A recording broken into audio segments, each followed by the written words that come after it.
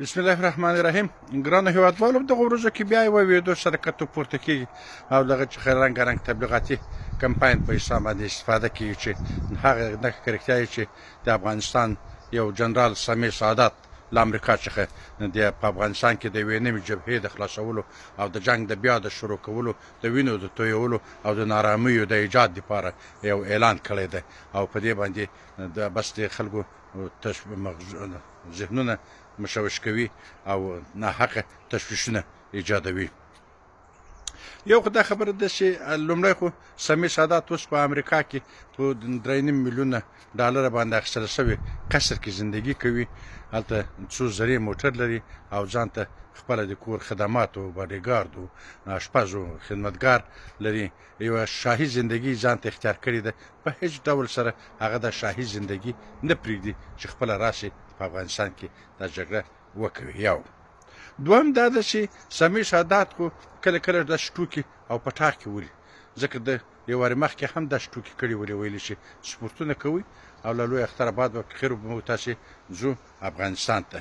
خو هغه اختر هم تېر شو، یو کال هم تېر شو، بیا یې ویل چې نو زه خو داسې نه شم کولی، زه به تللی وم دا جنګ به شروع شوی و، تر څو چې زه ولاړ نه شم، تر څو زه خپله په افغانستان کې حضور نه لرم، زه خو عسکرو ته نه شم کولی ویلی چې تاسې جنګ شروع کړئ. لومړی باید زه ولاړ شم، هلته حضور پیدا کړم، بیا به دوی ته وایم.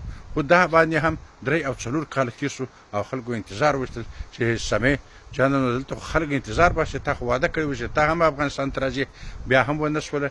کله چې دلته دغه د پاکستان له طرف څخه د واخان د بدخشان لوبه را شروع شوله، یو څه خرڅ شوي انسانان هلته د پاکستان د آی په لمن کې سره راټول شو او په واخان کې د نارامۍ دپاره استخدام شول. په سرحد کې یو جنجال جوړ کړو، که چې هغوی خپل ځای کې په خپل ځای کېنول شول، جواب شول. خو ده هلته بس دغه وکول، حرکت وکول او ویل چې دا په افغانستان په جنوب کې به زه جبهه خلاصوم او زما قوتونه به په هلمند و په قندهار و په چېرته بس حرکت شروع کوي او فعالیت به کوي.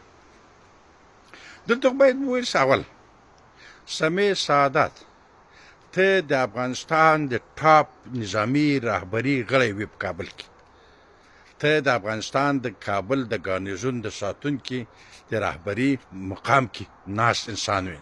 ستا تر قومندان لاندې دلته په کابل کې هم قوتونه وو، هم توپونه وو، هم ټانګونه وو، پاس په هوا کې تیارې وې او هم بانګونه وو.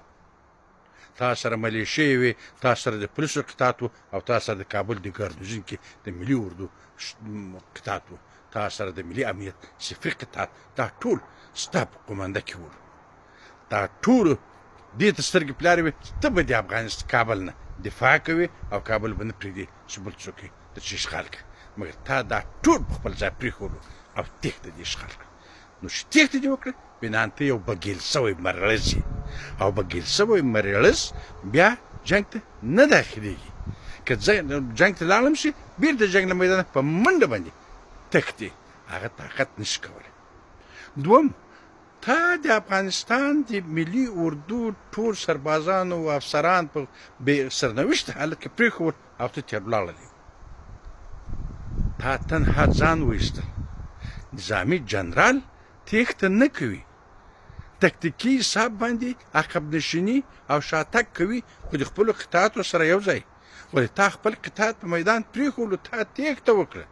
ستا تېښتې ته عقب نشیني نه ویل کېږي، دې ته تېښته ویل کېږي، د میدان پرېښول ویل کېږي، دې ته بې غیرته جنرال ویل کېږي. تا خپل شاته د افغانستان د تیر نظام د دفاع په لاره کې د 80,000 شهیدانو، کونډې او یتیمان ټول په بې سرنوشته حالت کې پرېښي دي. په تا به بیا د افغانستان خلک باور کوي، د تا په خاطر به بیا یو څوک ځان شهیدوي، د تا په خاطر به بیا یو څوک جنګ کوي، چې دا هیڅ ناممکنه ده، ځکه تا خپله تېښته بې غیرتي، بې همتي او دا ثابته کړې ده. تا خپل باور له لاسه ورکړی، ته بګیل سوی انسان یې.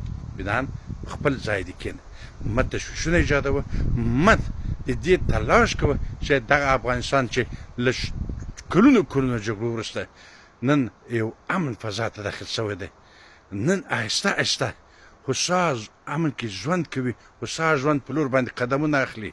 خپله بازسازي کوي، بیا جوړونه کوي، د پرمختګ لارې وهي، بنیادي پروژې پیاده کوي. پرېږدي چې د افغانستان خلک په هوسا او ارامه شکل سره ژوند وکړي. د دوی ارامه ژوند ته د خطر زنګونه مه غږوه. بې له هغه هم تا ته نه ابرو پاته ده، تا ته نه حیثیت پاته ده، تا ته نه غیرت پاته ده، تا ته نه د دې همت پاته ده چې ته بیا راشې او بیا د افغانستان په خاوره کې جنګ وکړې.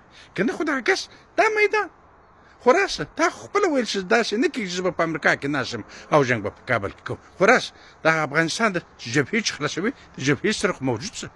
دا چې ته جبهې سره نه راځې او موږ په دې باور لرو چې ته د تل په شان باندې کله داسې ټوکې پټاکې او داسې خبرې کوې، دا نور مه کوه.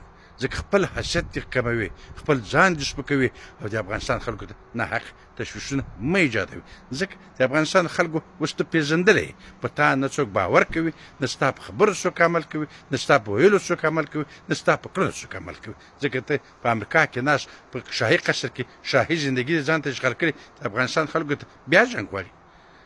ته به هلته د افغانستان د خلکو په وینو باندې آباده شوی ماڼۍ کې زندګي کوي، بیا غواړي بیا بې پیسو شوی پیسو پیدا کولو ته لاره پیدا کوي چې دا به نور بیا تا دپاره خوب وي، خیال به وي چې ته به بیا داسې قدرت ته رسېږي، ته به بیا په دلته مطرح کېږي. ته نور د افغانستان له تاریخه څخه خطر باندې وال شوی دی.